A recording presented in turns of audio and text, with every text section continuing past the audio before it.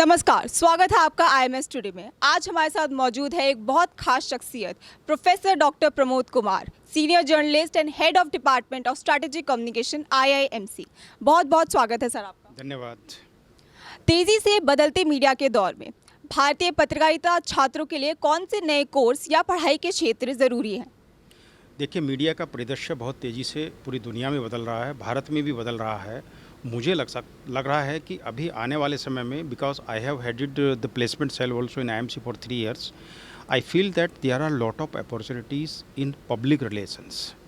Digital media, print media, TV में अब बहुत ज़्यादा काम नहीं बचा है और प्रिंट में भी बहुत ज़्यादा नहीं है कि प्रिंट में भी जो प्रिंट और टीवी में जो नई रिक्रूटमेंट हो रही है वो बेसिकली कहीं ना कहीं डिजिटल के लिए हो रही, वेबसाइट के लिए हो रही। इसलिए युवाओं के लिए जो नई आगे संभावनाएं हैं मेरे हिसाब से वो पब्लिक रिलेशंस है, पॉलिटिकल पीआर उसमें सबसे बड़ा एरिया है। तो इसलिए उसके लिए बच्चों को तैयारी करनी चाहिए, ऐसा मुझे लगता है।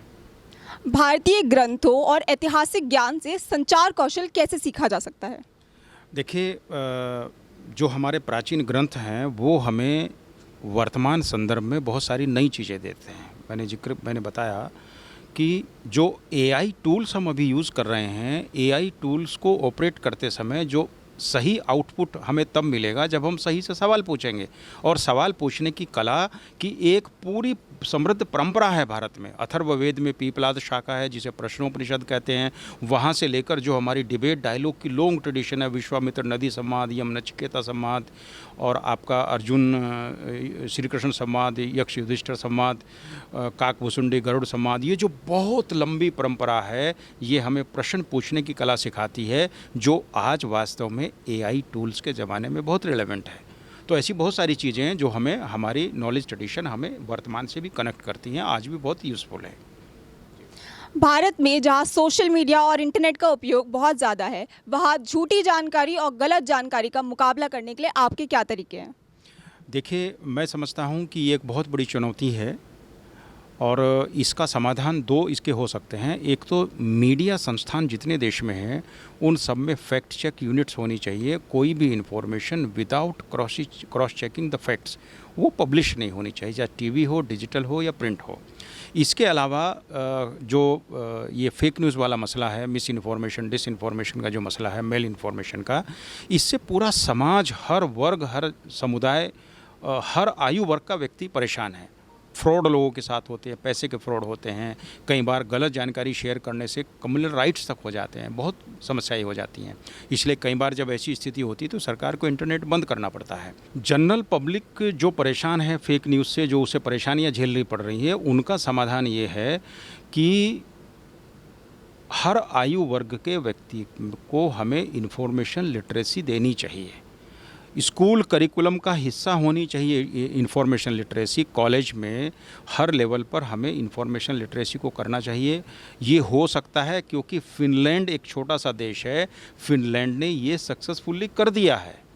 तो हम अगर बड़े देश हैं, हम लार्जेस्ट पॉपुलेशन हमारे पास है, तो हमारे पास रिसोर्सेज भी उतने ही हैं, ब्रेन्स उतने ही हैं, हाथ उतने ज़्यादा हैं हमारे पास, इसलिए हम इसे कर सकते हैं। और ये पूरे देश में मैं समझता हूँ समाज और सरकार, एजुकेशनल इंस्टीट्यूशंस और जो एनजीओज़ हैं या जनरल पब्लिक है, सबको मिलकर एक कैंपेन मोड में हमें अपने पूरे देश को, सारी पॉपुलेशन को इन्फॉर्मेशन लिटरेसी के मामले में लिटरेट करना चाहिए। ऐसा अगर हम करते हैं तो लोगों के साथ फ्रॉड जो हैं वो भी रुकेंगे और मुझे लगता है कि बहुत सारे संसाधन बचेंगे और हम एक जो समस्या नया विकराल रूप धारण कर रही है, इससे हम समाज को बचा सकेंगे। ये सॉल्यूशन है जी। भारत में अगले 5 से 10 साल में रणनीतिक संचार का क्षेत्र कहाँ तक पहुँचेगा? देखिए, रणनीतिक संचार का क्षेत्र बहुत व्यापक होने वाला है, क्योंकि आप एक चीज़ समझिए, यूक्रेन रसिया वार है या आपका इजराइल गाज़ा वार है, इन युद्ध में क्या हो रहा है किसी को पता नहीं है, क्योंकि इन्फॉर्मेशन वारफेयर चल रहा है, साइकोलॉजिकल वारफेयर चल रहा है। अभी ऑपरेशन सिंदूर हुआ, इसमें भी आप देखिए आने वाले समय में जो युद्ध होने वाले हैं वो बॉर्डर्स पर हो सकता है आर्मी बॉर्डर पार ना करे, ड्रोन से युद्ध होंगे, नई नई मिसालें आएंगी, नई नई चीज़ें आ रही हैं। लेकिन वास्तविक लड़ाई जो है वो मीडिया में लड़ी जाती है, जो हमारे इन्फॉर्मेशन के जो प्लेटफॉर्म्स हैं उन पर लड़ी जाती है। तो information warfare, psychological warfare, cyber warfare, electronic warfare, cognitive warfare, ये नए नए एलिमेंट्स उभर रहे हैं, इन सबको हैंडल करने के लिए स्ट्रेटजिक कम्युनिकेशन एक बड़ी ताकत है जिसे पूरी दुनिया मानती है।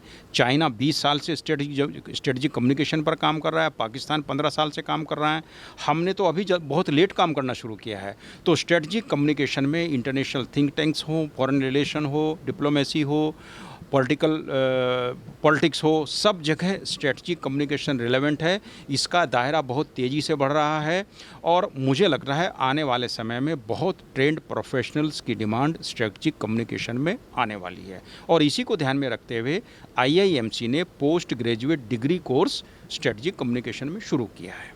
जी, बहुत बहुत धन्यवाद सर, अपना बहुमूल्य समय हमें देने के लिए। मैं आस्था श्रीवास्तव, कैमरा पर्सन अभांशु द्विवेदी के साथ IMS टुडे।